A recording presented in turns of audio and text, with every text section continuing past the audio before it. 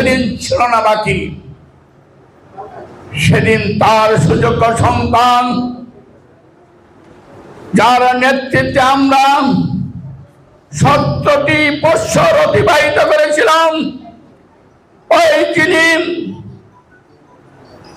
এই কাপাসিয়া থানার এই প্রান্ত থেকে এই প্রান্ত পর্যন্ত ওই রাত্রের নিদ্রা দিনের আরামকে হারাম করে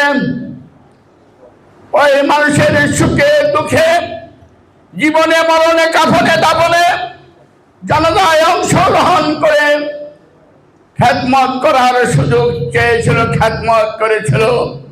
দুর্ভাগ্য আমাদের, এই নির্বাচনের তাকেও আমরা গ্রহণ করতে পারলাম না।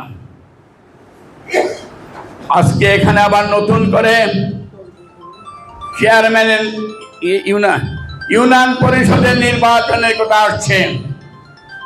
আমি মনে করি এটা আরো গুরুত্বপূর্ণ নির্বাচন। এক নেতা বলেছেন যে আমরা কি সারিয়াজুল হান্নান হারে নাই, কাপাসিয়াবাসীর যে বাস্তব সত্য কথা। কাপাসিয়াবাসী শুধু হারে নয়, গোটা গাজীপুর জেলাবাসী হারিয়েছে, হেরে গেছে। সব জায়গায় মন্ত্রী আছে, আমাদের কোনো মন্ত্রী নেই।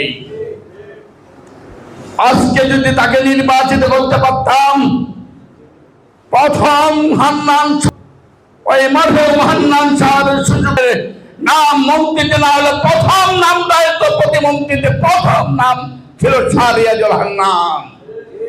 দুর্ভাগ্য আমাদের।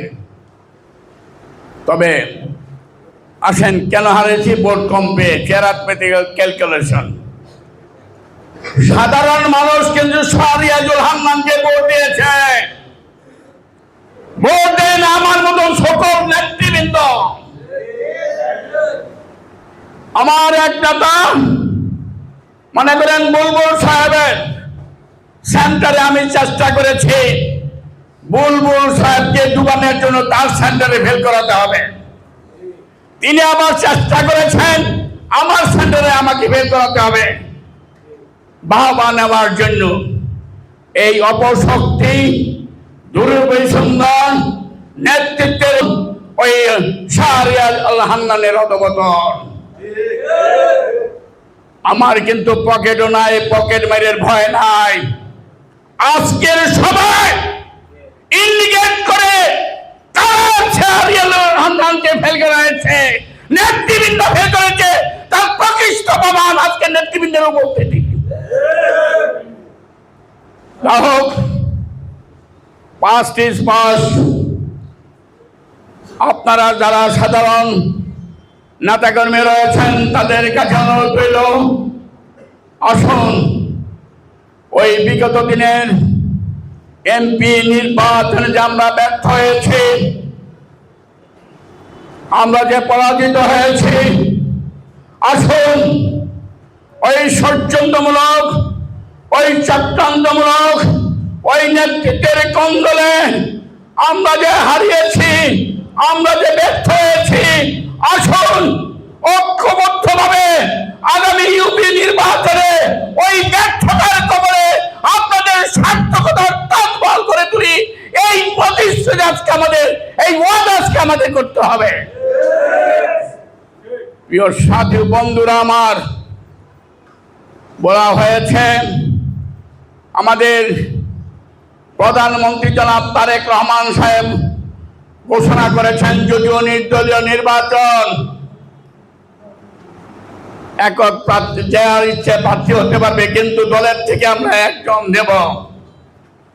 এই একজনের প্রতিনিধি আমরা, আপনারা ঐক্যবদ্ধভাবে চক্রান্ত, ষড়যন্ত্র, নেতৃত্বের কোন্দল সব ভুলে গিয়ে যদি কাজ করেন, আমি আশা করি আমরা কামিয়াব হব।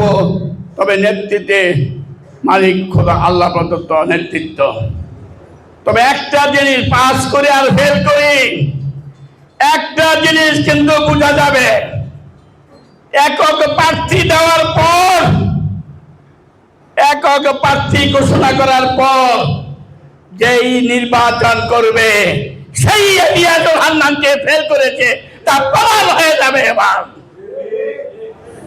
আগামী সপ্তাহ থেকে আমাদের আপনাদের সাথে আলাপ আলোচনা করে আমাদের নেতা শাহরিয়াজুল হান্নান আপনাদের সাথে আলাপ আলোচনা করে তার দূরদর্শিতা, তার অভিজ্ঞতা কাজে লাগিয়ে আগামী সপ্তাহ থেকে প্রার্থী ঘোষণা করা হবে ইনশাল্লাহ।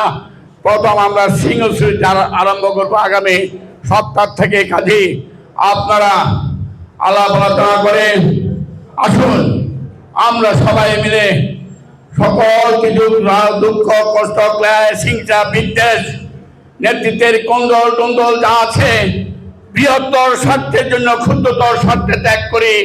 এই অনুরোধ আপনাদের সকলের কাছে, আমাদের সকলের কাছে আমি এই অনুরোধটা করতে চাই।